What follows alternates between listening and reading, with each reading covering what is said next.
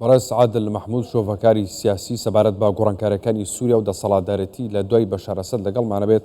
کاگە سوپاس بۆ ئامادەبوونی بەڕێستان بەخێر بێن.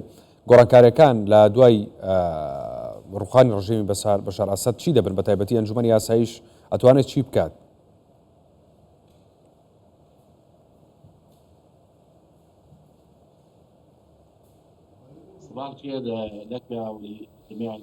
سڵاو لە تۆ و لە تەواوی بەڕێزەکانت بە دڵنیاییەوە ئەو گۆڕانکاریەی لە ڕۆژهەڵاتی ناوەڕاستی نوێهان دەرچەی نوێ دەکەنەوە ئەوەی کە ئەو سەرکەوتەی کە تێبینی کراوە گۆڕانکاری ڕژێم بووە.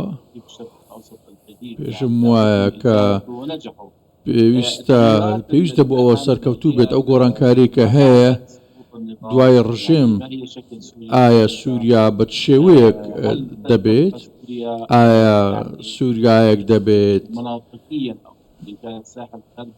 بۆ نمونە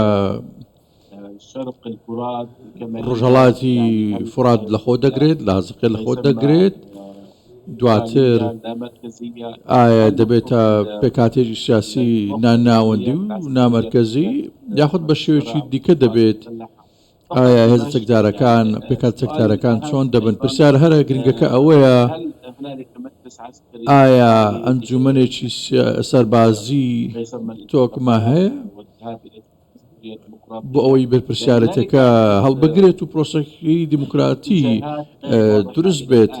تا ئێستا سەرکەوتون بۆ بەڵام وەکو گۆڕانکاریێکی مەزنە، بەڵام سووریا بە شێوەیەکی گشتی بەو ڕژێمە خراپەی کە هەبووە جۆرە ئامادەیەک هەیە و گۆڕانکاریی ئەرێنی هەبووە لە ئارادا بووە داکۆچی دەکرێت لە پاراستنی دامەزراوەکانی حکوومەت. ئەمە زۆر گرنگە.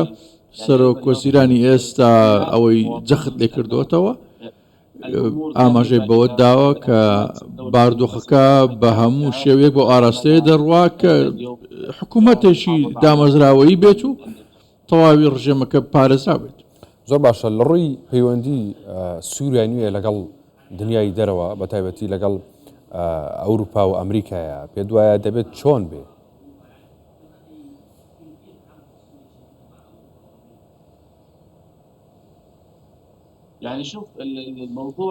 تەماشاکە بابەتی دەسەڵات لە سووریا بە پەیوەندیەکانی استراتیژی یەکەمیان لەگەڵ هەرێمەکە ئایا سووریا پەیوەندی چۆن دەبێت؟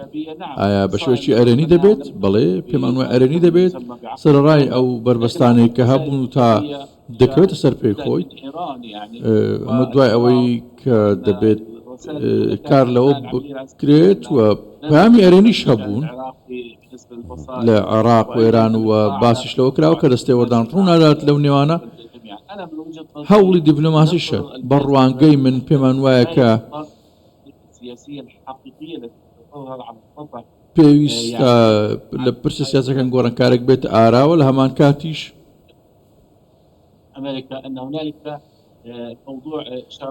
بابەتی ئەرێنی هەنوات هەموو شتەکان بە ئاراستەیەکی ئەرێنی دەڕۆن.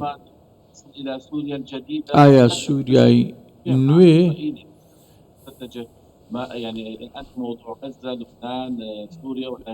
ئێستا پرسگەلێکی زۆریش هەن ئیسرائیل، لوبنان، عێراق ڕاستە کە سەقامگیری هەیە بەڵام زۆر لە پێکهاتەی نادەوڵەتی هەن لە عێراق کە لە دەرەوەی دەسەڵاتی حکوومەت هەنە و میلیشیانە مامەڵە دەکەن. ئایا ئەو پرسانە بەکوێ دەگەن؟ ئایا دەپەڕنەوە؟ باشە. کۆبوونەوە بۆ ئەنجومەنی یاساییی نێودەوڵەتی چ کاریگەریەک لەسەر سووریا دانێ؟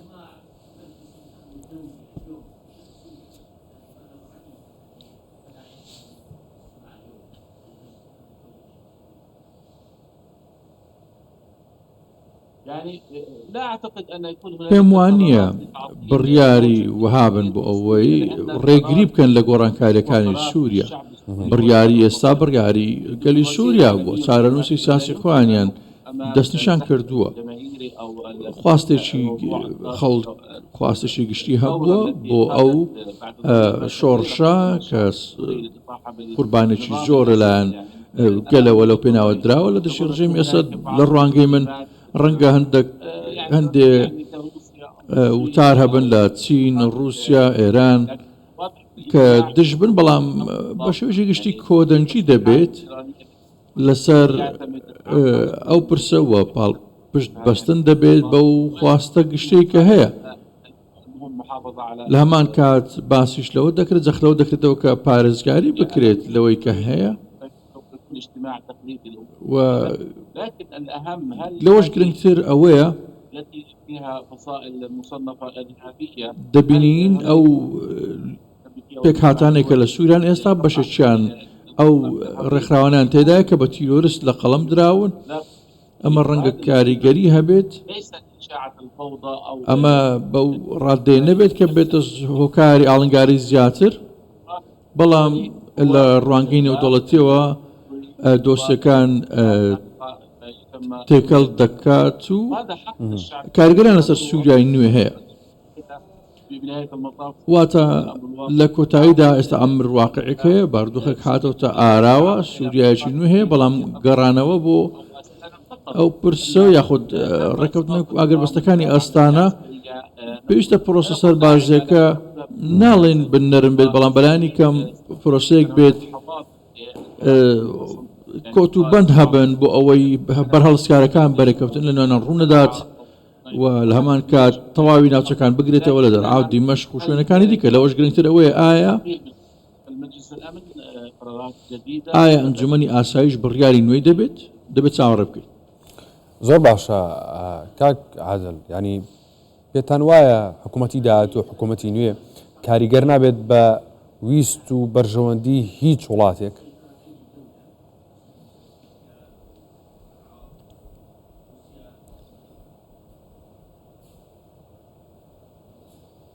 يعني أنا أرجح أن من هذه الخلفية التي أدارت باس لەو دەستە شاراوانە دەکەم کە لە پشت ئەو گۆڕانکاریانە بوون ئەمریکا یاخود پرسێکە زۆر گەورەترە لە دەستەوەردانەکان و کاریگەری تورکیا کە باز دەکرێت کاریگەریی نێودەوڵەتی شەبێت، چونکە تاکتیک و ئەو پلانانەی لە پشت ڕووخانی ڕژێمەکە بوون دەبێت ئەو لەبەر چاو بگیرێن. کشانەوەی هێزەکان وا دەردەکەون کە پرۆسەکە بەنهێنی مەزنتر بوو بێت، کشانەوەی ئێران، رووسیا. لە هەمان کات دەبێت ئەمە ڕێکەوتنی گەورە هەبوو بن لە نێوان رووسیا و وڵاتانی دیکەش لەسەر ئەو پرسە. بەڵام لە کۆتاییدا ئەوەی هەیە گەڕانەوەیە بۆ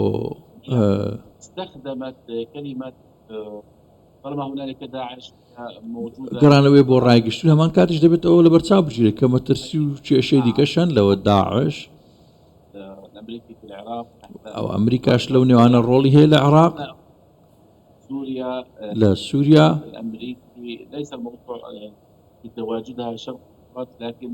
واتە بوونی ئەمریکی تەنیا ئەو بوونە نییە کە لەسەر زەوی لە ڕۆژهەڵاتی سووریا هەیە لە فڕات هەیە، بەڵکو زیاتر بوونێکی استراتیژیە.